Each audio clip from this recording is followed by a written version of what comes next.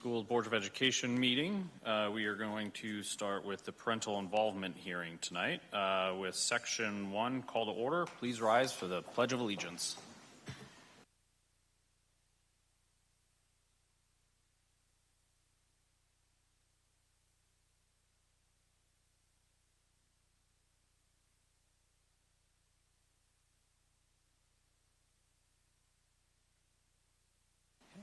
Roll call. Mr. Madler. Here. Ms. Fisher. Here. Ms. Witt. Here. Ms. Wood. Here. Mr. Lotus. Here. I'll make a motion for excuse Mr. Bailey from the meeting tonight. I'll second. Motion by Ms. Witt and a second by Mr. Lotus to excuse the absence of Mr. Bailey. Roll call. Yes. Ms. Witt. Yes. Ms. Wood. Yes. Mr. Lotus. Yes. Mr. Madler. Yes. Motion carried. Okay, I'd like to remind everyone the open meetings law that is posted at the entrance of the room. Moving on to section 2, discussion. The purpose of the parental involvement hearing is to discuss, hear support, opposition, suggestions, or observations of community patrons relating to parental involvement in educational practices that may affect their children relative to Board Policy 6404, parental involvement in educational practices. We have Dr. Steele for the policy presentation. Dr. Steele, welcome. Thank you, Mr. President. This, as you stated, this hearing is conducted pursuant to Board Policy 6404, which outlines the importance of parent-guardian involvement in the operation of schools.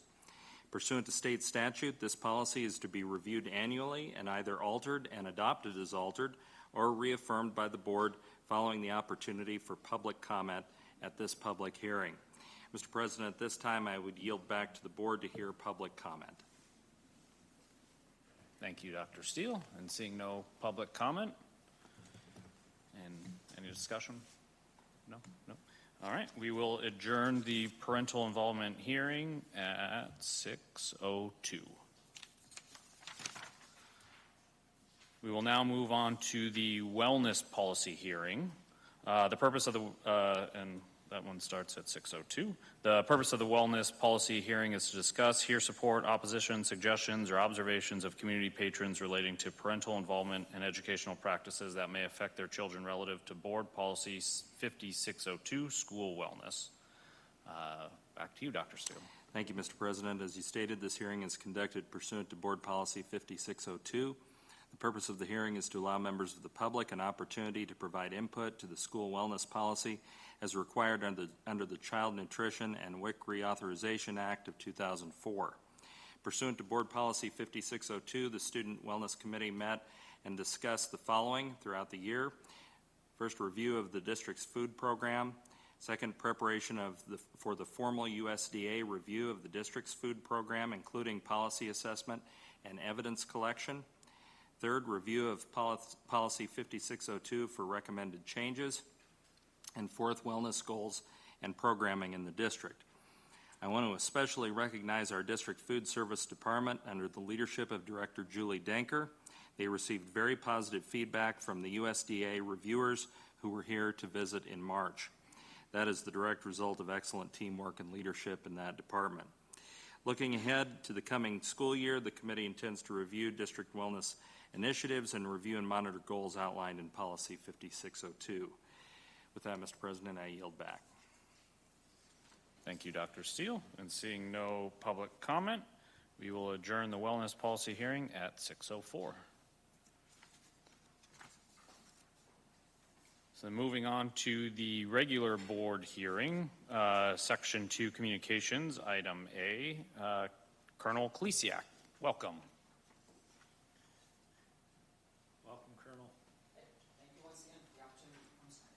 Yeah, hopefully the runways aren't getting, your new runways aren't getting melted out there in this heat.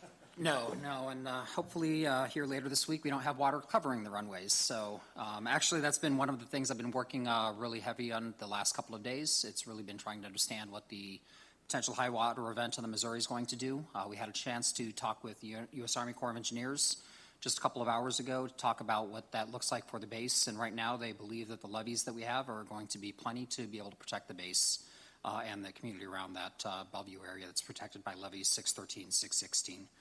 We're also in contact with the county natural district, resources district, to make sure that the floodgates and all of that are being properly taken care of. So right now, it looks like everything is lined up and everybody's doing exactly what they should be doing as we're going forward. So hopefully next time I come back, it'll be coming back and say that we still have a base there that hasn't been flooded out and we don't see what happened back in 2019 happen again. But again, high confidence that the Corps of Engineers has done a tremendous job in being able to go and to fix those levees since 2019. A couple other items. We're in full swing right now in preparation for the air show coming forward. We have our STEM Day on the 23rd of August, and Miss Leanne Yanikov, our school liaison officer, has already reached out to Papillion La Vista and to Bellevue school districts to identify students to potentially participate in the STEM Day that's coming up. We're really looking forward to the opportunity for our students to have a chance to come out, be able to attend some of the STEM events that we're putting together, some of the displays, as well as getting a preview of the air show that's coming up. So the day before, that Friday, that's when a lot of our performers are going to be doing their rehearsals. A great opportunity to be able to see that when it's not as crowded out there on the flight line. So that's on the 23rd. On the 24th and 25th, that's going to be our open house. So that's when we hope to see a number of the members of our local community here have the chance to come onto the base, see what we do, also take part in the air show. Many of the other displays that we have will still be up there, static displays on the ground and other STEM events that will still be going on for those 2 days, for those who didn't have a chance to make it out on Friday. On the 31st of July, we have our Operation Backpack opportunity, especially for many of our new parents to the district, to Offutt, have a chance to sit down and kind of get spun up on what our school liaison program does, what some of the other local agencies do to support that. And I know that we've had an opportunity to reach out to each of the school districts to see if they would like to send a member to come and answer any of the questions that many of our new parents might have. It's an opportunity that's open every year, and would love to be able to see somebody participate if the opportunity presents itself and it works with the schedule that you all have as well.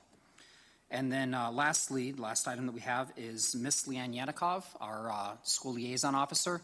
She unfortunately will be PCSing, so she will be moving the area. However, we have the benefit of being able to have her in a remote capacity, so she will still be supporting us at Offutt and working with all of you to be able to continue to have that good back and forth relationship. With her leaving the area, we will have somebody else that we're bringing on board that will have an opportunity to be able to be a presence here physically in the district.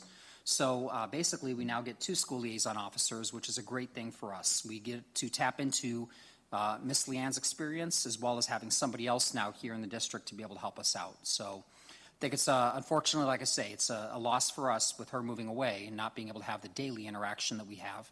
But a good thing for us that we actually can keep her experience and have somebody else helping us out going forward. That is all I have for the update. Any questions that any of you might have? Thank you, Colonel, for the update. As always, we appreciate you being here. And I guess this is probably for Ms. Yanikov. I've had the opportunity to meet with the Colonel. In fact, we met one-on-one about a month and a half ago, talked about short-term, long-term priorities. We talked about Ms. Yanikov's likely departure. Besides being an outstanding school liaison worker, she's also a district parent. So we're sad to see Leanne going for a number of reasons, but we know you'll do great things down in Kansas City, and as the Colonel mentioned, I'm glad that we'll still have access to you, so Godspeed on the next journey of the stop on the journey, and hope the kids have a smooth transition over the summer, so thank you for your work, Leanne. Colonel, you were talking about the air show here in less than 2 months. How do one get tickets to the air show? So the air show is free attendance. Okay, It's so you just basically show up? and All right. yep, we'll have you on the base. So right. we'll be you'll start to see the PA campaign here starting up very shortly in terms of the parking plan that we have and how to get specific access to the base. Perfect. So we're trying to, at this point, just kind of iron out a few details that we have with the various areas that we have for parking around the Bellevue area. And once we get all of those finally ironed out, then we'll have that campaign plan in terms of where you go to be able to park, and then what the shuttle process is going to be to get on base. Okay, So you'll start to see that here in probably the next couple of weeks. sounds good. All right. Thank you, Colonel. Any other questions? I don't have a question, but I was just going to say, living where I do, all the planes fly over our house. And I love it. But I have one puppy who does not like the jets, so she goes and hides in the corner Oh, in the no. house. The other puppy loves the jets and feels the need to bark at them outside, because for sure they can hear her doing it. Okay. So it's really quite comical to watch as they fly over and she's out there barking away. But I love this time of year as we start to head towards an air show, because I get to see even more than I normally see on a pretty everyday basis. And when I'm on a Teams meeting, I can have all the windows and doors closed, but they all hear the jets go over, so they get a little piece of that as well. Oh, great. So, very enjoyable. Well, good. Yeah, you have all kinds of new planes flying over here at the end of August. All right. Great. All right, well, thank you for coming, Colonel. I appreciate it. Yeah. Thank you all Have a very good much night. again. Okay, moving on to item B, presentations. We got two of them tonight. We are starting with the middle school attendance strategies. Miss Siri, I believe you're introing. I am. Good evening. As our three amazing principals make their way up here, they are going to share with you tonight some of the strategies they used this past school year while they're getting comfortable. I hope the remote works over our heads. If not, we'll figure it out. Okay, it did. Perfect. We have Tim Johnson from Papillion Middle School, Troy Juracek from Liberty Middle School, and Jen Carnson from La Vista Middle School. So I will turn it over to them.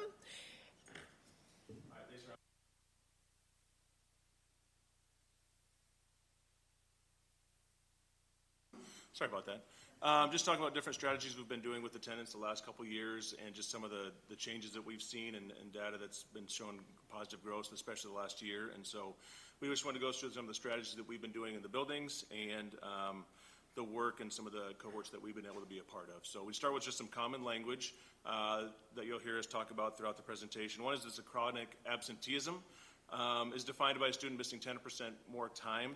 And what that equates to is about two days a month. And so our goal is to keep it under 2, obviously, but we know that absences happen. We're all humans, but we have a rolling number kind of throughout the year to keep track of those kids who are at 10% or more. It starts with relationships, and that's what we're going to talk about most today. Like we said, absences happen, but we all want to make sure we're looking for patterns. If we're seeing 2 or 3 days a month, over time, that has a huge impact on students' learning. And so that chronic absenteeism is just defined by 10%. When we get to a certain number, we get to start talking that truancy, and what we define it as is about 20 days. The big thing is if they become unexcused. Life happens, vacation happens, those things happen, but when we get over that 10% especially, and then we get to that 20 is kind of our magic number, and really looking at the unexcused. We're not hearing from parents, or we're seeing some patterns that aren't going positive. There's different things we want to do. By this time, we've obviously met with families on a collaborative plan. Teachers have reached out. We've met with families and those things. And we get to a point where we just kind of set up with a plan with the family and looking at what the conversations has been, what's going on with families, but that's a lot of days in a school year. And if you look over that over time, if we're missing 20 days a year, every year, that has a huge impact when you start getting to 7th, 8th grade, and obviously on into high school. And so as we look at comparing the two, truancy versus chronic absence, we really want to focus on the strategies on the right side there of all absences are not positive. They're not good. They're not in school. They're not with us. And so we want to make sure, life happens, but we also want to make sure we're there with them to help them stay caught up in school and just whatever else is going on with their families. So that academic impact is the biggest thing. And although there's a lot of things you can do at home on your computer, through Google Classroom and those things, there's other things that happen outside the 4 walls of the house, and that's where we kind of come in, and we want to make sure we're a part of that. And so it starts with collaboration from our teachers, from our students working together and helping each other get caught up. But we also have amazing teams in our buildings, not just us, but just the Student Support Center of counselors, social workers, school psychs that have an amazing impact on just battling absenteeism and working with families and building that relationship from day one. So what got us to our point this year of getting to work with MOEC, which it sounds like elementary schools may have presented to you as well, so you have a little bit of background, but you can see where we came from the 18-19 school year to 22-23, and then we'll give you this past year as well. But when you look at the middle schools, when you're hitting 22, 20, 21% of our kids are missing 10% or more, it's a lot of kids that's missing a lot of instructional minutes with the people who they need to be with most. So we were really excited when we looked at our numbers to say this is definitely a focus and area we need to get better at, and we need to take some proactive steps to get our kids into school. And so when both Tim and I were offered the opportunity to participate in MOEC. We jumped on it. We really wanted to reduce those numbers, and when we show you our reduction, I hope you're as proud as we are about it. Looking at it from PLCS level, you can look at elementary, middle, and high school. So again, just kind of looking over time, it's important to look at number of students, but also the percentage. But again, if you look at the 22-23 school year, 17% of our middle schoolers were missing 10% or more of the school year. That's a lot of kids. 344 kids is missing a lot of school days.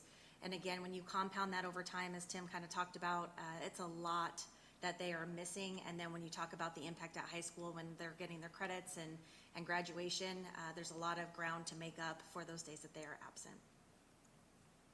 So with our MOEC attendance cohort, obviously it was hosted by UNO. We partnered with Attendance Works, which I'm hoping the elementary's kind of built a little background for you as well. Really focusing on community partners, which will kind of explain how we use some of our community partners, including our own foundation. It was area middle schools as well as the elementary schools to come up with some common goals, strategies, share ideas, things that have worked, things that haven't worked, and then how we can continue to improve along with the chronic absenteeism, not just the ADA conversation.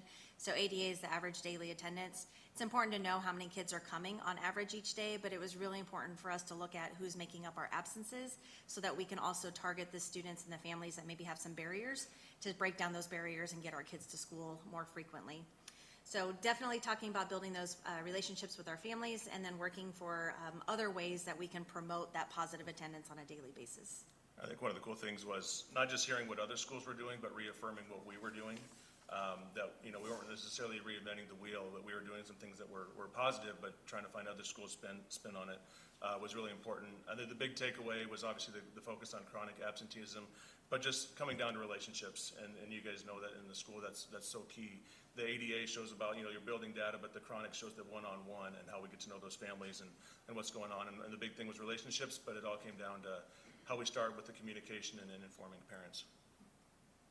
So some of the things that we have been communicating with families, and we are going to communicate in different ways coming up this school year, building some common messaging to our families about the importance of attendance and the data and the impact on kids over time. So we're really going to push those out. One thing that our building specifically focused on, since we house our students that are in the EL programs, is to make sure that we're pushing it out in multiple languages.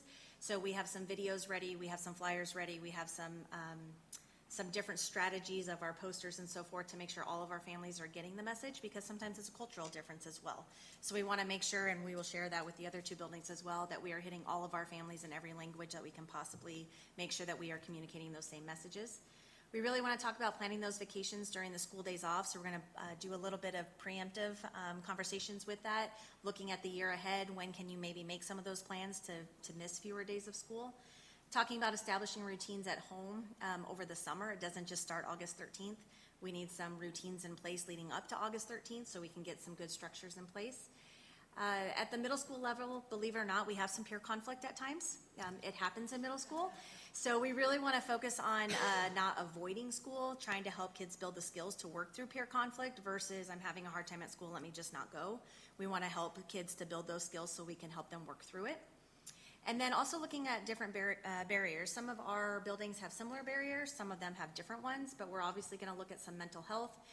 Transportation is one specific to my building since we don't have it except for one new neighborhood or one new apartment complex. Childcare, especially when we have elementary only days off. Sometimes our older kids are staying home to take care of elementary kids. So just trying to figure out ways that we can communicate and be proactive and work ahead so that we are getting more of our kids to school on a daily basis. Some of the things that we're going to communicate, these are just a little bit of some tidbits of things we're going to share with our families. They're just examples. So talking about how we can keep kids on track in middle and high school. At our back to school night in the fall, we do little mini sessions with our parents, just helping them to kind of get integrated into secondary school. So one of ours will be focused on attendance so that we can help parents to see the impact of making sure that your kids are here. So again, it'll be a focus across the board. We have little things to hand out. We've got stickers to hand out to kids. We've got a variety of things to hand out that just has some data on it. So we're getting it into families' hands ahead of time. This one's kind of a fun one to look at from elementary all the way up to being productive members of society and the impact over time. So helping to focus at each stage of development of making sure that we're not missing those instructional days and what kids need to be successful as they move forward. Another one, just as an example, where are kids when they're standing at good attendance versus we might be starting to trickle into that bubble area versus, okay, now we've really got a problem. So we all have early warning systems in place, and one of the areas is with attendance. So when kids start toppling over some of those days, we can get ahead of it sooner and take some of those proactive measures to make sure that we are getting to families before they're hitting 20 days or so far behind that it's much more difficult to get caught up. So as much as we can put in front of our families and get in the hands of our kids, we're going to do lessons through our advisory homeroom lessons this year to help kids with creating plans. What happens if you don't have a ride? What's your backup plan? Just helping them to think ahead on some of those things too and building those skills so we can get it directly with kids and with our families. On the reactive side, I see attendance kind of as that canary in the gold mine. If we're starting to see an increase there, that may represent a problem stemming from some other social aspect or family dynamic.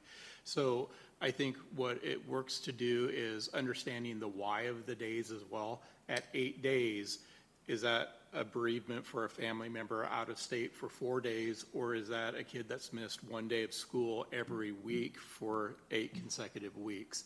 So it really helps us get an understanding of the why of the behavior, which is attendance.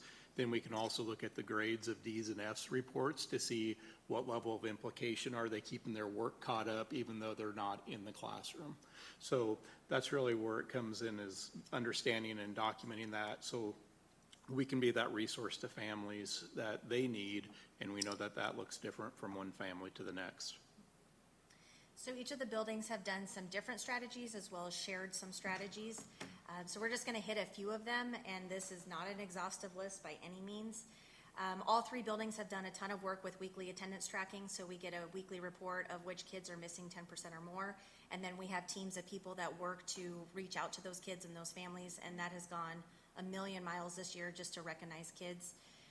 We partner with 100 Black Men. They've been in our building for probably 3 or 4 years now. One of our focus points is to make sure we're hitting all of our subgroups and finding good mentors, getting them connected to school, finding people in authority that look like them, trying to make sure that we are bringing in as much support for all of our kids as possible. We also created something this year called the 10 Most Wanted list.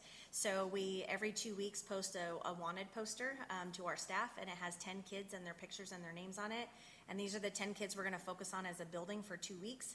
Our kids don't know they're on the Most Wanted list, but our goal is to make sure that every staff member, no matter if they have the kid or not, is calling them by name, recognizing them. Good to see you here. I've seen you here for 2 days in a row. Something to acknowledge that they are present, and that has gone a long way. We did some pre and post data with that, and our kids that just simply got a little bit more adult attention went a long way. They started showing up more. So just being really, really proactive, but also intentional with which kids we're trying to get connected to school more frequently. Again, we've done a lot with some of our subgroups, trying to hit different groups of kids and finding what they need to tie them to school. Incentives, we're very lucky that we've been on the receiving end of some dollars as well to provide incentives to our kids and our families. We're going to share some of our current data and our growth from last year, and it's amazing. I'm really proud of it. And then some celebrations and updates on the current data. We're going to share that after each building shares their strategies. So in the middle column is kind of the information from Liberty on what we focused on. We were about a year ahead with an opportunity through our service unit to be focusing on attendance. And so I'll be able to show you that information. But what it comes back to, and what it often comes back to, is the importance of the classroom teacher, the staff you have in the building, from engaging instruction, knowing the relationship of the kids, and leveraging that when we need it most for the kids that are reluctant to be in school. The other piece of that is a driver is finding the right connection for the kids. Middle school kids love middle school kids, and they want to be there because their friends are there. So we try to connect them to activities, sports, different clubs. Counselors work heavily with what lunch table they sit at, so we can build those relationships there. So those connection pieces really matter from staff and students. The other piece that when we look at it is We've broken the attendance down also into our PENT structure, which is our elective classes that rotate 5 times a year. So we also don't just look at it as we're at this stage for the year, but it's that incremental, have we improved in this 35 days? What are we going to do to measure the next 35 days? So we're always trying to affirm the positive and find something new if it's not making a difference. So it's really fun when you see maybe a kid that's missed 5 or 6 days at the beginning of the year, and then the second PENT, they're at 2 or 3, and by PENT 3, that shows that those factors are working. A big next step for us is we're going to formalize the check-in, check-out process, which is one-on-one staff relationships, that accountability piece of a student to a staff member. We have some of our really kid magnet staff members that are going to be there greeting those kids every day and talking to them and charting how they're making progress. So that's a piece that we want to fully integrate this coming school year. I think the two things we're most proud of is one of the luxuries we have at the middle school is the weekly team meetings, and a lot of kids get identified there, with their interdisciplinary staff of a kid that may struggle in a couple classes, but they really have this good connection with this teacher, maybe in math. And what strategies are you using there, what's going on at home that may just have those good relationships with kids. And so once a week we meet with those staff, counselor, social worker, myself, trying to get an idea. And then as a building student support center team, we meet on Mondays every week with our nurse and SRO just to make sure we're filling in the gaps and making sure there's no kids falling between the cracks that way.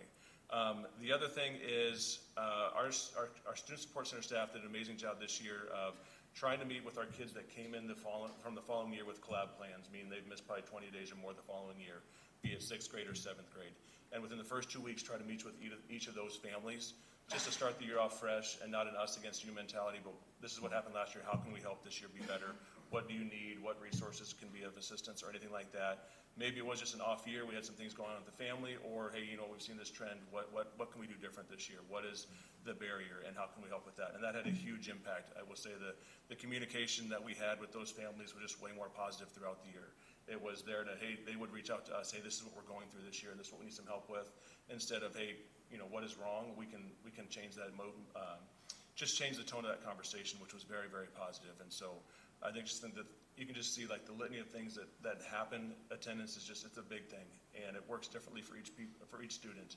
But having the different tools in the toolbox to help with that, and having all staff buy in is how you make a huge impact. And we've had staff that have taken on that challenge. Okay, so we're going to show you the results of the year, but anyone that knows me knows I'm super competitive. So all year long, it was a race between us and Papillion Middle. We kept trying to creep up to them. So I'm going to give you the last week's data, but we beat them the week before. Let me just put that up there. Okay. So the 22-23, you can see number of students and percentage. That was the 10% more or more of school days that was missed. And then at the end of this school year, you can see the change. So if you look at Liberty, although the number of students stayed the same, their percentage went down. Us at La Vista Middle, we dropped over 7%. Papillion also dropped over 6%. And then collectively as a group, we dropped a good 5 to 6% as well. It was a massive undertaking, and I can't give enough credit to our social workers and our counselors. They really do heavy lifting with this and stay on top of it every single week, and then we are just the support team that's helping them as well. But that's a lot of kids different that we are getting to school. So super proud of those numbers. We're going to keep chipping away at them. We hope that this coming year is even less. And again, the more that we can get our kids to school, the more we can take care of them. So we're very proud of the data, but we still have work to do. Yeah, and at Liberty on the 21-22 school year, the first year before we started some of the strategies that the other two schools were implementing, we were just shy of 18%. So I think part of that is coming off of COVID, but also getting back to the academic rigor and accountability of staff and students that we are back in business and we're rolling it. I'm a little competitive as well. Our 10% had been our target all along because that's missed instructional time. And we were above that for a bit. And when we ended below that, I shot an email off to the counselors and the assistant principal and everything. making sure that we knew we wanted to celebrate getting below that 10% threshold as an internal goal of ours. We're catching you next year. Yeah, Look out. Go for it. We want that, right? Yep. So Always just- is. The plans for next year is just continue the incentives, the PBIS approach of rewarding the kids that are there, obviously, and trying to build in some of those incentives, but just that proactive approach. One of the groups I also want to give a shout out to is our front office secretaries. They know all of our kids that are showing up on time and a little bit late sometimes, and they do such a good job working with those kids, and they know those kids by name, and they do a good job of, touching base with us, of like, hey, so-and-so kind of came upset today. And they've been gone for 2 days, might want to have a conversation with them. And that goes so far, just those anecdotal just meetups, and I know all three of us do a good job in the morning of just checking kids in as they welcome into the building. And just all those things, a good morning goes a long way, and knowing those kids that are showing up, right on time, a little bit late, just to make sure we're building those relationships. Questions we can help answer?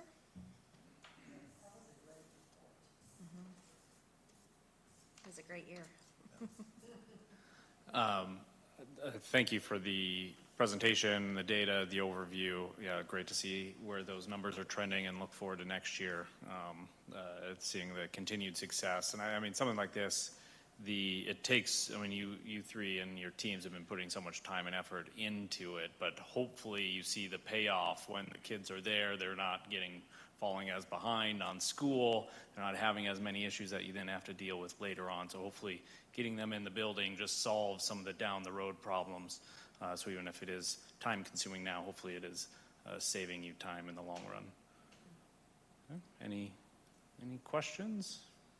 I just was curious, Mr. Johnson alluded to it a little bit, the transition from elementary to middle school. So you focused on that by looking at those kids that had the higher attendance problems and then met with them. I think, Our counselor and our assistant principal, he works with me in the 7th grade. They do a good job. They go down to 6th grade visits. They meet extensively with the counselors and say, what kids are we, want to kind of keep an eye on. So they're starting fresh in middle school, but we also make sure we're not starting fresh with different strategies that have worked or maybe that haven't worked. And so they do an amazing job with those staffs at the elementaries and sharing just some of those strategies that have worked and maybe haven't. The 6th grade parent night was good. Just, we always think 6th graders are scared coming to middle school. Parents are usually a little bit more. And so just giving them we say, put a lot on us. Tell them they need to go to bed early in August and July. That we can be the bad guys on that and setting those routines early. I said, nothing good comes over of a 3 a.m. sleepover, and those things happen during the school year too. And it's hard to work after those days. So just giving the parents permission, that it's okay to say those things and just tell them your principal said those things, that's okay. And just tell them what it's like to be with a middle school student, especially if it's their first one. Give them the confidence and just some things that they're going to go through goes a long ways, I think. We have a 10 most wanted list already for kids with attendance, kids with behavior problems. So we reach out and know those kids and which teams they're on. So then those teams can start targeting those kids and building that relationship from day one.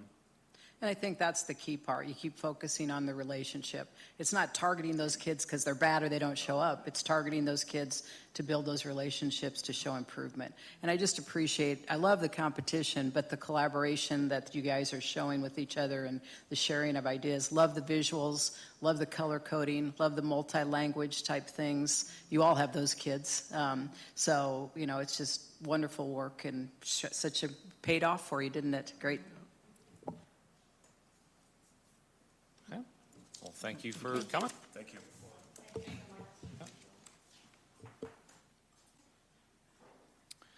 Okay, moving on to the second presentation, we have the Athletics and Activities Yearly Report. Dr. Settles, I believe you're doing the intro. Yes, as they make their way up here, we want to welcome these guys for their annual report here. We have Jeff Govier from Papillion La Vista High School and Jeremy Van Akron from Papillion La Vista South. Welcome, you two. Thanks for having us. That's going to be tough to follow. I don't know. I'd say. All right. I'll go first. Yeah, this is our yearly presentation. Some things have changed. Some have remained the same. This is the second year I've worked with Jeff, right? Year two? Year two. Before that, Jason Ryan, who's now the principal at PLV. So, I would tell you the two of us work really well together. It's the same with Jason in previous years. We talk a lot, email, text, phone calls throughout the year. Probably not so much in the summer, but most of the summer is work. We work on building schedules for all of our teams and calendar stuff for our activities. So we're pretty independent in that way. But we try to make our activities student-centered, some lifelong values, and be developmental with our kids. Well-rounded students involved in multiple activities and multi-sport. That's getting tougher and tougher because of the time restraints that kids have, and they have a vision of especially athletes playing Division I sports, and so they think they have to be in one sport, which isn't necessarily the case, but it's hard to tell them that. It's hard to tell their parents that. Recruit and retain students, get kids involved in as many things as possible. So, yeah, the thing I'd like to add too is it makes it real easy when the two schools share the same vision. Jeremy and I are very, very similar in that we do agree on all these philosophies and principles. And every year's a challenge. I mean, we cycle through parents and kids every 4 years. And so for us to be connected between the two schools, there's always going to be competition and rivalry and everything like that. But I don't think they really understand that and can put it in context if we don't have the proper relationship. So I've appreciated Jeremy.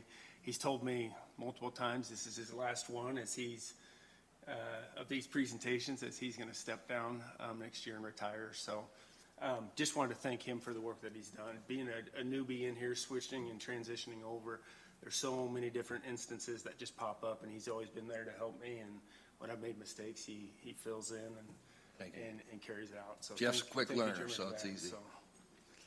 So, next slide that we had then is the NSA Cup standings. Now, they've changed this, but basically what it is they kind of take all the different sports and activities and formulate them into the standings. And so it's a measure of just overall school activity and athletic performances. So you look at both schools there. I mean, I think to put it in context, like we are about 17th, 18th in enrollment in Class A. So we're competing against some different variables there. Class size being a major one here. The other thing too is, you talked about specialization. We're unique where we aren't trying to sell specialization. We're not trying to recruit. We're trying to grow our own. We're trying to develop our own.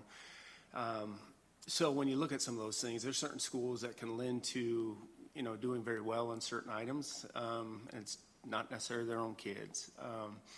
And so for us, I mean, we're pretty proud of the fact that where we are, we're outperforming, all those different variables, and we're doing it the right way. So both schools are pretty proud of that. Yeah, just so you know, so that you get points for being in the top 8, your team.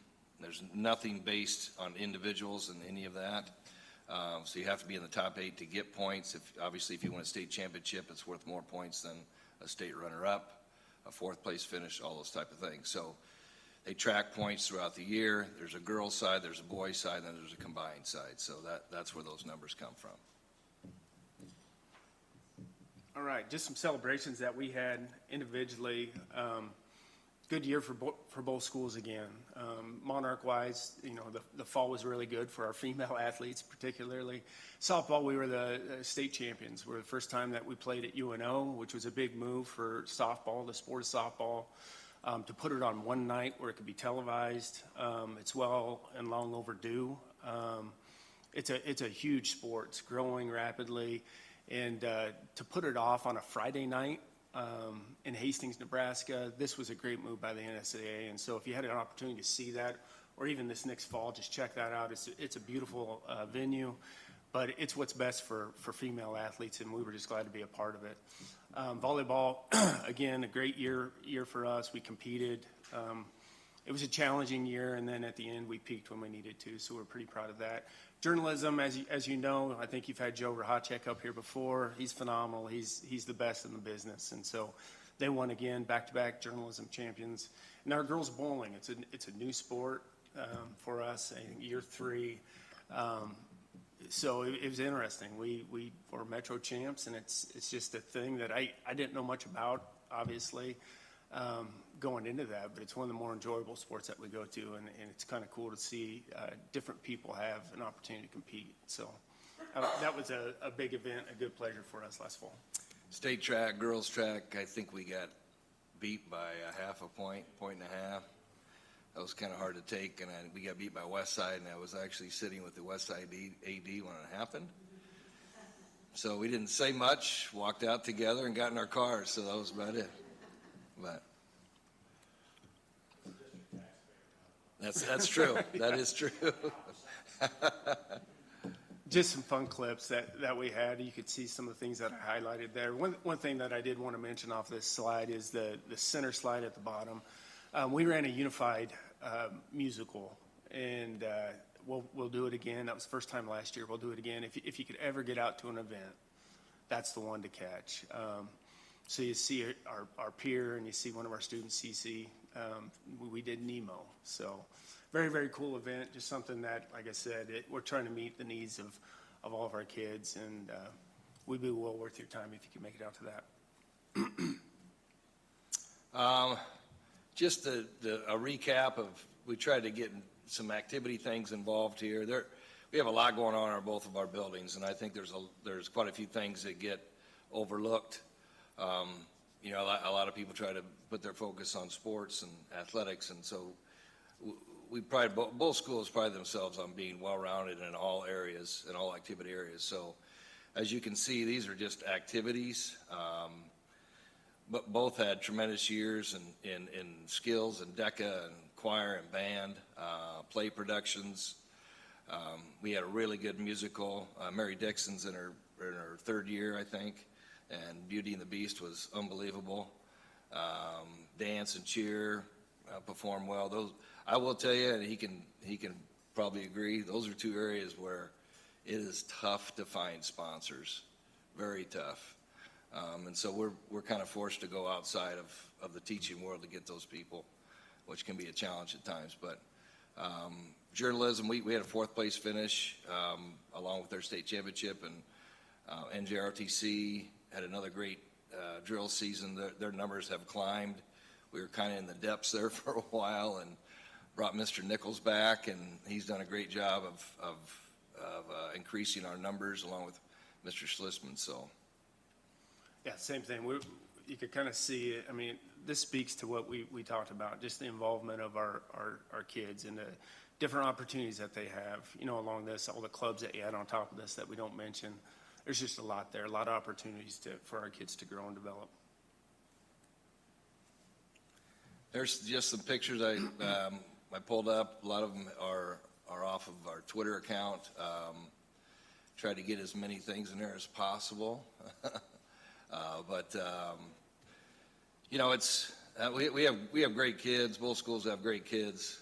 They're involved in a lot of different things, and you know, I went to the choir the last evening in choir, and it's probably one of the most impressive things that you'll see, because it's like clockwork.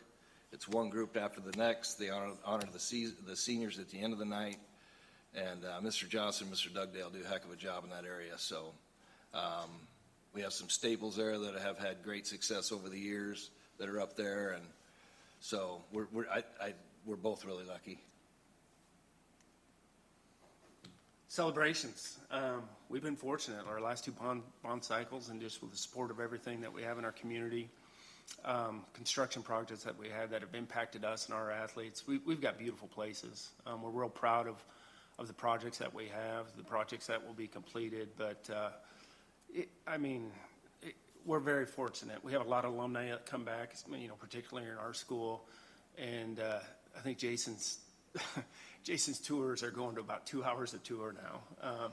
Just with the footprint of the building, but just the pride and the newness that we have, and just the different things that you can talk about. You go from the STEM wing all the way around the ninth grade wing to where the athletic area is. We're very, very fortunate. We don't take that for granted. So thank you guys and everyone for your support and foresight to see that. Like I said, it's impactful. This is important. It's a chance for us to represent our community, and to have facilities like that. I feel we have every opportunity to do so. Oh, the last piece, I'm sorry. that I need to add to. That we talked about the assistant AD position. Now, that's probably 3 years now, and just how beneficial that is to us again. Just a reminder, I mean, especially me particularly, I have my own kiddos. They have their own sports, let alone with all of our own things. So talk about work-life balance and being able to do this job and feel like you're doing it the right way. Those AD positions are crucial for us. So thank you guys for that. Yearly challenges, obviously hiring coaches and sponsors, costs for officials and running an event, the equipment, uniforms, all those type of things are not going down. We are talking about increasing admission prices. I hope I'm not on that committee, so you'll probably get an email fairly soon about increased prices, and I don't know what that's going to look like. We obviously don't want to look like the club level at all, and so we're trying to keep it reasonable for families. Scheduling, lower level contests are difficult. There are some schools that have trouble fielding teams, and so we're forced to travel a little bit, go to Lincoln some, Norfolk, Columbus. We both scheduled them in some events. So we actually play Lexington at soccer, boys soccer, and Dave loves that, so we continue to do that. Official shortages are real. You probably see that from time to time. There's not enough. A lot of the good ones are getting older. They're trying to get young ones cycled in. They don't want to do it. Of course, young kids want money. It's not a lot of money. And they get yelled at on top of it, so they probably don't really enjoy it. NSA proposals, things change yearly based off of proposals that ADs put together in October. There's changes that happen. Some are major, some are not. So we constantly we're trying to cycle through that and figure out how we can get the best opportunities for our kids. So. All right, some of our involvement too, just beyond our own schools. Metro Conference Championships, so we host the following: cross country out at our course at Papio South. Metro Volleyball, we alternate that site, but we work together. It takes two to pull that off. NSAA state baseball tournaments, so we'll help support Warner as a site, but we'll also host both sites ourselves. So B and C being added recently. We'll combine and host those two. So about the time when May's rolling around between baseball and then our own championships that we have to support with our own schools, those can be some challenging things for us. And then just NSA districts events. We're fortunate enough where we are competitive, and when you're competitive, you get an opportunity to host. But that is, again, another thing that we're doing. So we're blessed with that task, but it is real. Beyond that, I think what you're seeing with certain schools too, like participation rates, are just schools starting to back off and just not host like they used to. So being able to pull off some big tournaments and invites, whether it's softball, one of the bigger ones that we have in the state that have multi-state people participating here, or our Alice and Weston that we've had for years. Those are all very time consuming. Takes a lot of support from our own staff. It's a difficult thing, but it's something that we continue to challenge ourselves with. I think it's important that we use the facilities that we have and represent our schools and our school district that way. Other rules would be, Jeremy's a big piece of the NSI AAA board. We're both very active with our Metro Conference as well and have separate roles there, and then within District 2. We had an opportunity to host some state baseball at our place, 3 days worth, Class B and Class C, 9 games. And I would tell you, every person that walked through that gate was very complimentary of our facilities and our new fields and things like that. So we consider ourselves very fortunate again. So. All right, going forward, just some things that'll be changing. The Metro Conference, the landscape is changing. We have several surrounding school districts that are growing, and then some that have changed. So Gretna East, we were at 21, now we're back to 19, but that could change again with some other schools continuing to grow. So when that happens, that changes everything, including scheduling and whatnot. So you have the different sports that we have and make a little wrinkle like that, and it kind of creates a lot of work for us. Other Other than that, budgets, facility usage, trying to find ways to be efficient with the facilities that we have. Baseball specifically, we have people calling us, right around December, colleges, because they wanted to use our facilities, whether passing through to play a game down south or just a place to play their game. They were willing to drive that far to do so, and they're aware of what we have and kind of the product that we produce. So we're trying to be creative and use our resources there as well. The mental health side then is another thing. Just going forward, we're both take that serious, and it's a priority for us and our athletes. So reaching out to our athletes, giving them resources and making connections with them are a thing that's a priority for us. Yeah. Very good. I think just some things that are on the horizon athletically. Lacrosse is becoming more popular. Powerlifting is becoming more popular, and then esports. Esports, it was OPS put together a proposal to try to get it sanctioned for 24-25. It did not pass, so that's going to happen. They'll probably try again, I would guess. My assumption would be lacrosse is probably 4 or 5 years away from being sanctioned. Powerlifting probably in the same category. So we're going to continue to grow. The NSA will as well, and so that becomes tougher to manage and manage the facility use and the calendar use and who gets what and who gets priority. So those three are probably the most popular that are coming. Thanks for the presentation. On the esports last one there, because I know Dr. Rickley and I have talked about it. So once that is sanctioned, is that then when we would consider having teams? Yes. Okay. Yes. We both treat it like a club right now, and so we've got the foundation, we've got the student participation. Now it's just a matter of whether or not they make it an activity where we can actually compete. They actually do competitions as a club outside, but they're just not underneath the NSA umbrella. Right. So they're kind of doing their thing, but just not officially. Yeah. Yeah. Okay. You have to remind people, if you want to get sanctioned, you're sanctioned by the NSA, then you have to follow their rules. Yeah. So sometimes being a club is more advantageous. So people forget that, I think.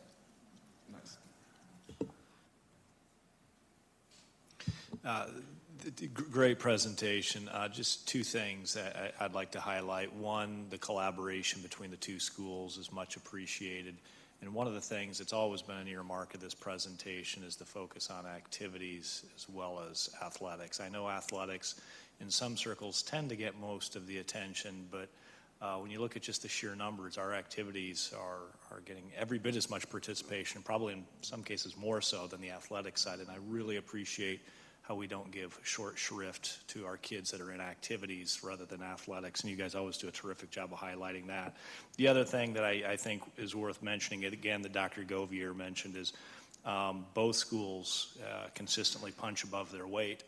And by that, I mean, when you look at our size of our two schools, roughly 1,900 students apiece, and we're consistently competing against Class A's where there's 2,000, 2,500 students or more, and we still acquit ourselves very well. And as Dr. Govier and Mr. Van Akron pointed out, we're doing it almost entirely with Papillion La Vista kids. You'll see other metro school districts that are extremely aggressive with option enrollment, for example.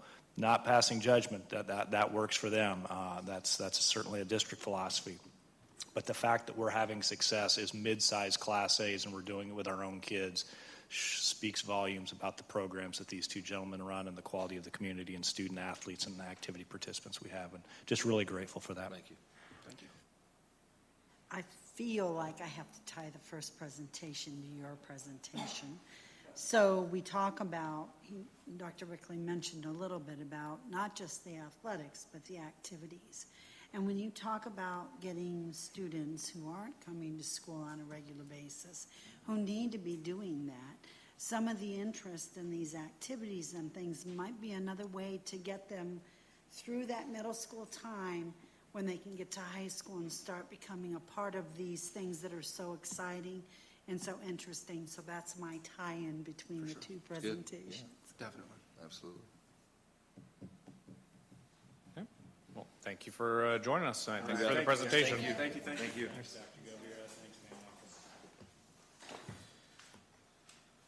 Okay, moving on to item C, public comment for items not on the agenda. We do not have any tonight. Moving on to item C, superintendent's report. Dr. Rickley. Thank you very much, Mr. Madler. Members of the board, thank you for joining us this evening. For our community members that are here in attendance live, thank you for being here, including 3 school board candidates. Appreciate your participation, as well as those who are watching online. We do appreciate you engaging with your community and your Board of Education. For those of you that are here live, you may notice that the boardroom is looking a little sparse. We are doing a bit of a mild refresh with our boardroom technology, so no, it's not ideal. With any luck at all, we'll have a little bit of refresh technology next time. I believe we have video screen, and I believe we'll have a timer installed to help with our public comment. I'm looking at Ms. Siri and Ms. Barranco. So we know that the viewing is not ideal for tonight, but between the video capabilities that we'll have moving forward and streamlining some of our timing and our audio options, we should have a better experience moving forward. So thank you for your patience with that. Also wanted to spend just a second talking a little bit about something that was in the media recently, and that is the passing of Mr. Yano Jones. Much has been said through district social media channels and in the media. I don't know that there's much that I can add other than to say memorial service on Friday, Love Church. The district was well represented. His service was overflow. It was standing room only. They had to simulcast it into 2 other rooms. It was so well attended. So many district community members, teachers, staff members that were there to pay respects to Yano. I think the memorial highlighted a couple of things for me. One, how far his reach was, not just in this school district, not just in the metro, but across the state of Nebraska, the Midwest, really. Not only as a human being, as a coach, as a mentor, Yano was a guy that touched a lot of people's lives. But the second thing was just the love that his family and that the broader community had for this guy. He was just, to know Yano was to love Yano. He just, big personality, big sense of humor, a lot of humility, just really wanted to see kids succeed. And what I loved more than anything about his approach was he was always rooting for the underdog. He was always looking for that kid that didn't necessarily have someone in his or her corner. Whether he was an athlete or not, it didn't matter. So a really special guy. It's a less vibrant district without him. So I doubt Nissa and Aspen and Yano Jr. are watching, but if they are, our hearts go out to you. He was an incredible man, needless to say. Also had some other really exciting opportunities that we attended in the last week. I attended the Learning Community Coordinating Council last week. That's not a meeting I usually attend. But the learning community is contemplating increased community grants, for lack of a better way of describing them, and they took action on $2.9 million of additional funding every single year for the next 5 years. Papillion La Vista's share of that will be just under $400,000 a year for the next 5 years. So it's basically a $2 million commitment over 5 years from the learning community. So we don't engage with the learning community much at this point, though we do get an annual kindergarten jump start grant that's done some really wonderful things for our early learners. But these dollars could be game changers for us. We've been brainstorming just a little bit in cabinet. We'll be engaging with the board, talking about some ideas you may have, but grateful for the learning community support. Also, Ms. Siri and I will have the opportunity to attend Omaha Leadership Summit at Baxter Arena next Wednesday or Thursday. There's a number of keynote speakers, a number of school districts, higher ed, University of Nebraska Omaha will be represented. At least 2 speakers that I'm excited to hear. Terry Pettit, longtime volleyball coaching legend, won a national title. Everybody knows Terry, of course. He's going to be talking about leadership.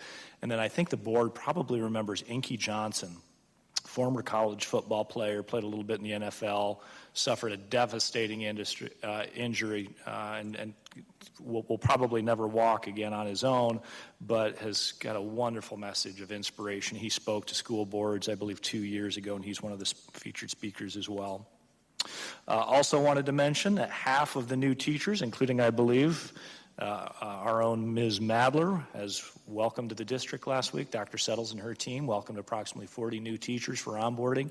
We'll be doing the other half later next month. So it was exciting to see not only the future of our teaching staff, and I think at least 4 of them, Dr. Settles can correct me, were people that had either gone to other districts or had left education entirely and decided Papillion La Vista was pretty worthwhile place to come back to. So we never want to lose good people, needless to say, but sometimes people need to, test the waters, and that's okay. But it's always fun when they decide to choose us when it's time to come back home. So that was always exciting. Also wanted to thank Mr. Madler, Brett Richards, and Mr. Madler and I attended the Sarpy County Commissioner meeting last Tuesday.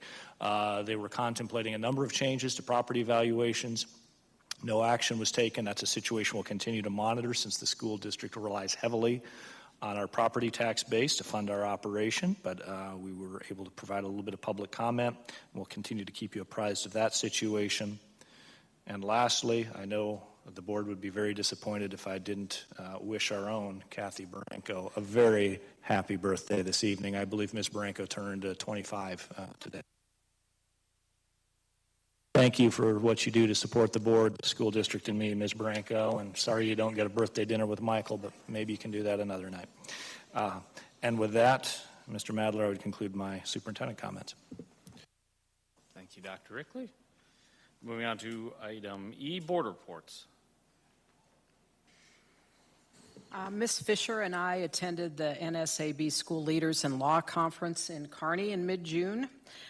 Some of the topics that we listened to dealt with collaborating with our county attorneys. I attended a breakout session regarding the role in teacher hearings and special education developments. We also then had the opportunity to hear a little bit about the school finance situation in our state and what we might look forward to as we move forward with that. I think some big takeaways for me were, first of all, that we have good policies in place which protect us, our kids, our families, and ensure that things are done well. And having those policies and our continued review and improvement of those policies allows us to move forward very positively. I think that also the presentations tonight were very timely, or as we talk about our relationship with the county attorney and how we hate when we get to that place where we have to make a referral to the county attorney, but having a collaborative and working relationship with the county attorney allows those things to also work to benefit our kids and help them move forward in a more positive way. So it was a good day, learned a lot, and but again, I just made me appreciate the policies that the district does have in place and the work that the board has done to ensure that those policies are followed. Just add really quick, there was a lot of focus on AI and ChatGPT, so we did get to attend some of that. But there was also an overall meeting as we got towards the end of the day that focused a lot on, or got stuck on, the fact that the law is changing that requires school boards and other entities to allow public to speak at every meeting. And it was surprising how many school boards don't do that. So I spoke up and I said, we've been doing it for a long time. We've allowed them to speak at every meeting and how kind of our process. So I think for some school districts, it's going to be a tough change for them. And for others like ours, it's really a non-event because we're already doing it. So. Any other board reports? No? All right. Moving on to item F, committee reports, buildings, grounds, and finance. We have not met since the last meeting. I believe we have a meeting scheduled for July 12th. Yes. I knew it wasn't the 5th, so the following Friday, July 12th. Human resources and student services. We have not met. Curriculum and Americanism. We met just prior to this meeting. We focused our conversation on the update on the IDEAL program, some board policy reviews because we have both the 5,000 and the 6,000 series in front of us. We talked also about the statement of assurance, and you'll see that is the only discussion item on here this evening. Thank you. Mr. President, I do have one thing I think I recall being told that our HR department has hired all teaching staff needed for the next school year. Is that correct? Yep, that's right. We're currently full. Fully staffed, yay! But we are And continuing a lot of recruiting for our classified for positions. classified, yes. And you had the event at the Papillion Days, right? And do you have any others coming up so people may know about it? Yes, so last week we also had a job fair over at Papillion La Vista High School, had a nice turnout at that. And then we have a variety of lemonade stands coming up that people can come out and do on-the-spot interviews, and those will be great. If you know anyone looking for a position, you should ask them to stop by those. And they should do so sooner rather than later because we don't have as many positions open this year as typical, but still several that we're looking for. Thank you. Thank you. Moving on to section 3, action items. Item A, action by consent. I'll make a motion to approve the action by consent as presented. I'll second that motion. Motion by Ms. Fisher and a second by Ms. Wood. Discussion? Roll call. Ms. Witt? Yes. Ms. Wood? Yes. Mr. Lotus? Yes. Mr. Madler? Yes. Ms. Fisher? Yes. Motion carried. Moving on to item B, clerical staff contract 2024 through 2026. Dr. Settles. Thank you. We have no changes to update you on since you last saw this proposed to you at the June 10th meeting. So the contract before you represents a 2-year agreement. In year 1, it's a total package increase of 4.2%, and in year 2, 70 cents per hour. There are other provisions there as well, and again, those have not changed since we last discussed. I'll make a motion to ratify the negotiated agreement with the clerical staff represented by SEIU Local 226 for the 2024-25 and 2025-26 contract years, thereby increasing current employees' total package 4.2% in years 1 and a 70-cent an hour raise in year 2, and approving all other language changes as presented. Second. We have the motion by Ms. Witt and a second by Ms. Fisher. Any discussion? No? Roll call. Ms. Wood? Yes. Mr. Lotus? Yes. Mr. Madler? Yes. Ms. Fisher? Yes. Ms. Witt? Yes. Motion carried. Okay, moving on to item C, para staff contract 2024 through 2026. Dr. Settles. Thank you. Yes, for our paras, I did make the correction that was noted to me at the last meeting. So this contract before you represents for all of our para groups, the variety of para groups that we have, and that would be a 2-year contract. In year 1, it is a total package average increase of 3.5%, and in year 2, a total package increase of 2.67%. Those returning would also get an additional 25 cents in year 1, and then in year 2, between 15 and 40 cents an hour for those returning, depending on the position that they're in. Thank you. I move to ratify the negotiated agreement with the paraprofessional staff represented by SEIU Local 226 for the 2024-25 and 2025-26 contract years, thereby increasing the total package by 3.5% in year 1 and 2.6% in year 2, along with an additional 25 cents an hour for the 2024-25 and an additional 15 cents per hour up to 40 cents per hour for the 2025-26 years. Second. Okay, we have the motion by Ms. Witt and a second by Ms. Fisher. Any discussion? No? Roll call. Mr. Lotus? Yes. Mr. Madler? Yes. Ms. Fisher? Yes. Ms. Witt? Yes. Ms. Wood? Yes. Motion carried. Moving on to item C, administrative salary for 2024-2025. Dr. Settles. Thank you.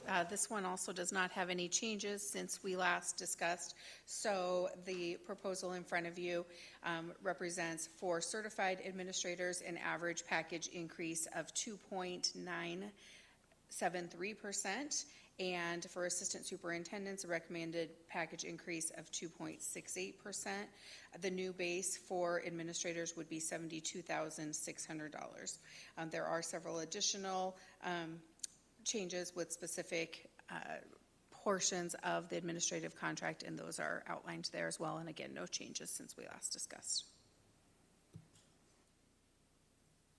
I'll make a motion to approve the administrative salary and benefits as presented for the 2023-2024 contract year, including a certified administrative base salary of $72,600 and an average package increase of 2.973% for certified administrators and 2.68% increase for the assistant superintendent. And that's my error on that. I noticed it right there. Sorry about that.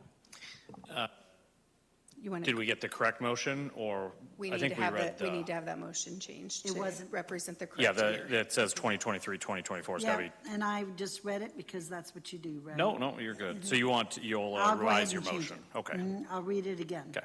Okay, I'll make the motion to approve the administrative salary and benefits as presented for the 2024-2025 year, including a certified administrator base salary of $72,600 and an average package increase of 2.973% for certified administrators and the 2.68% increase for the assistant superintendents.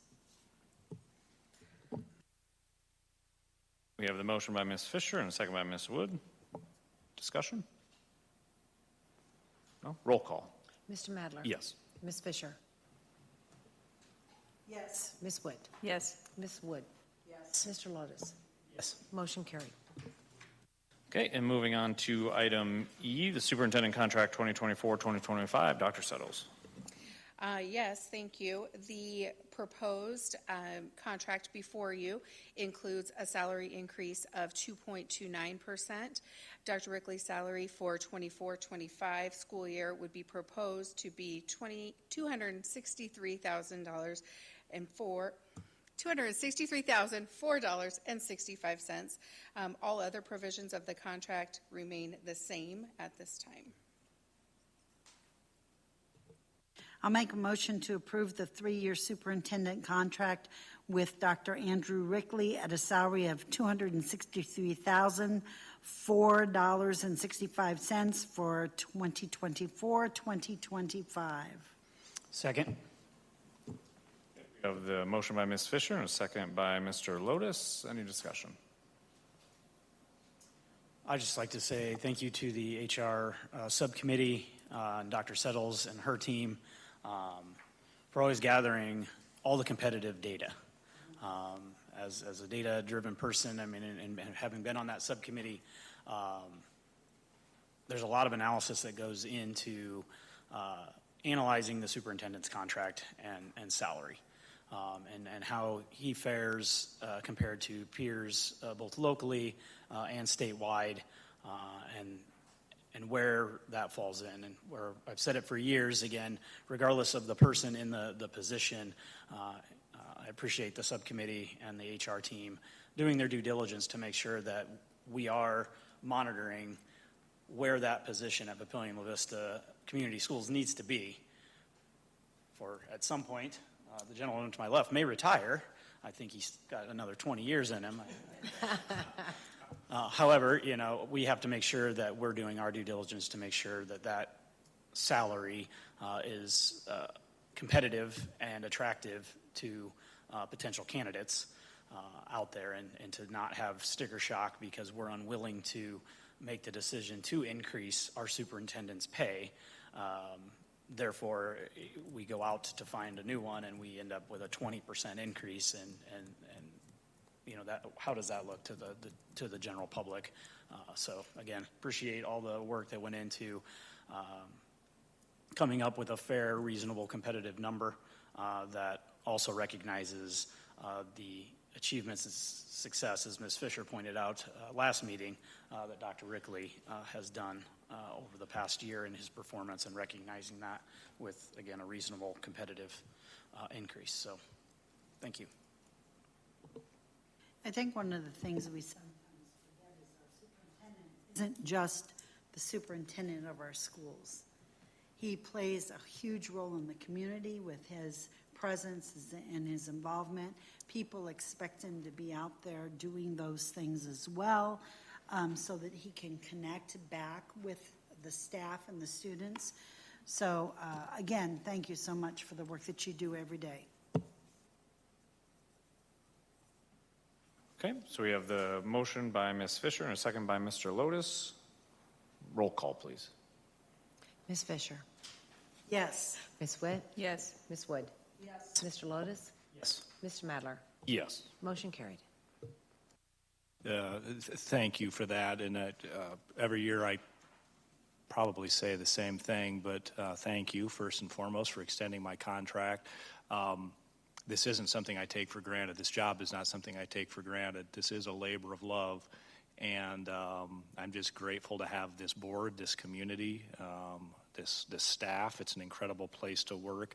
It's never a job that I walk into feeling anything but love and passion, and feeling really lucky to work here. There's a lot of people out there that don't love what they do. They don't love the organization they work for.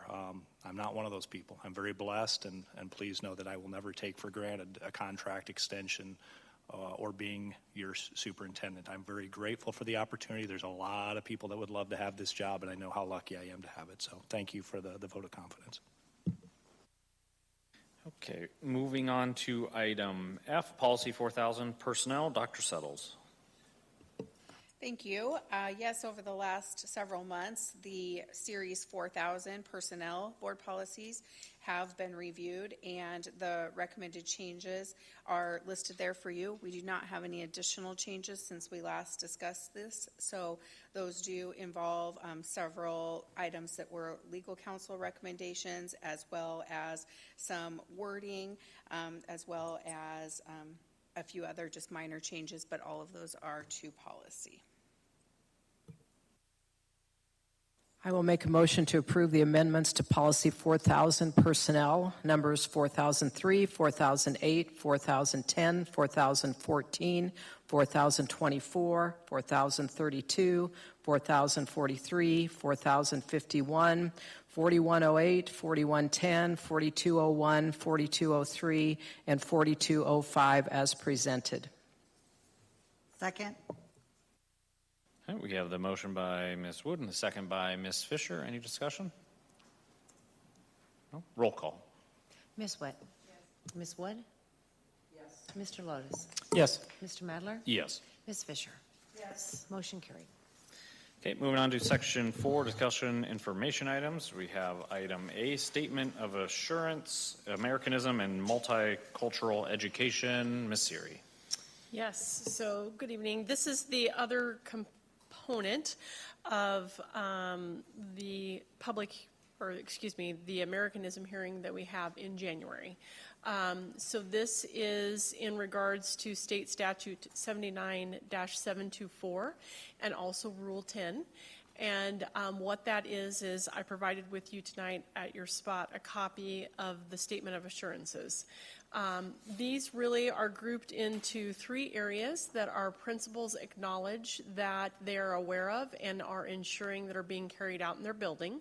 The first one is Americanism, and you can see there by the statements that that includes following what's outlined in Rule 10, as well as ensuring that the guaranteed and viable curriculum is being taught that has been outlined with considerations for Rule 10, as well as ensuring that the Pledge of Allegiance and those components are also being followed. The second part is our multicultural education piece. This is found in our district in multiple spots. The principals are again signing an assurance statement that says they are following the practices and philosophy of Papillion-La Vista Community Schools. But our multicultural education is identified in all kinds of areas. For example, when we look at resource materials to be utilized alongside our curriculum, we do evaluate it to ensure that it is representative of diverse groups and also our student population. We also have trainings for our teachers centered around it, as well as when we're writing curriculum. It's one of the components that we evaluate. And then the last piece you'll see is really ties to Rule 10. and that is ensuring that we have our SAT process, which in our district is our multi-tiered system of supports that identifies students that need intervention, that are struggling in areas academically, behavior, or along with mental health. And then also all of the other areas that are outlined in Rule 10 to ensure that we are following the law and the philosophy of the district. And so tonight, that is really just a summary. Like I said, it's the counterpart of our hearing that we have in January. But our principals signed this document at the end of the school year saying, yes, they assure that those things happened. And those were presented in subcommittee tonight. And then the subcommittee signs off for the Board of Education. So, questions? Well, thank you, Ms. Siri.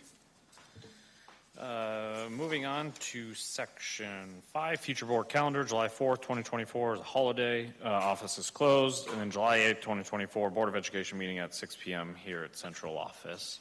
And seeing no further business in front of the board, I adjourn the meeting at 7:20.